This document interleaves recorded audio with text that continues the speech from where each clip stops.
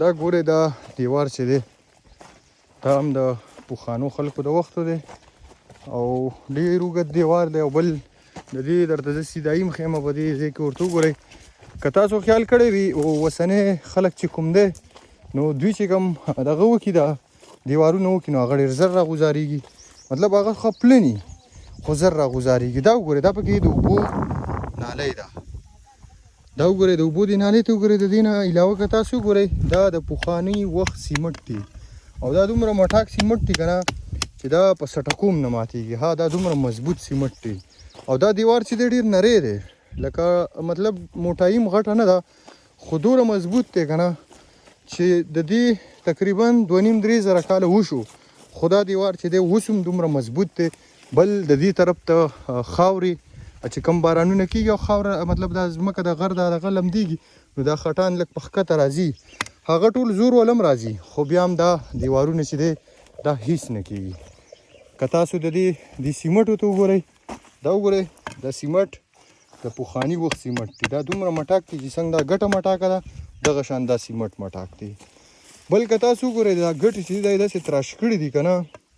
چې په دې وخت کې په مشینانو کم بلاکونه جوړوي نو هغه شانتې داسې ښکلي تراش کړي دي نو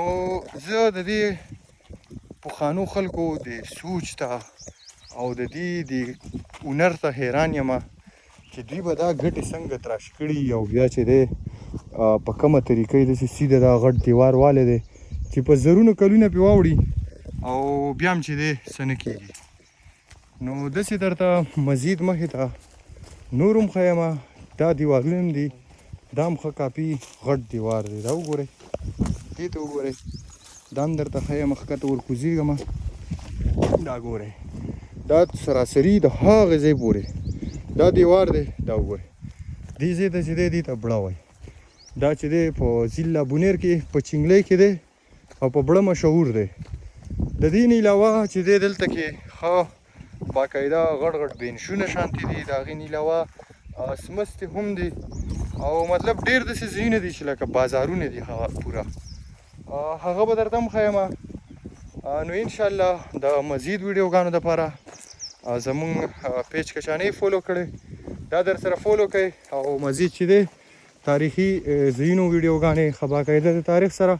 هغه به در سره شریکوو هغه ګورئ خوندونه ترې اخلئ دغه پورې مخامخ دغه دیوار که وګورئ برابادی دی داسې دلته کې ډېر سیوا دي نو تاسو سره به چې دی انشاءالله ټایم په ټایم باندې ویډیو شریکوو ګورئ او ډېر خوندونه ترې اخلئ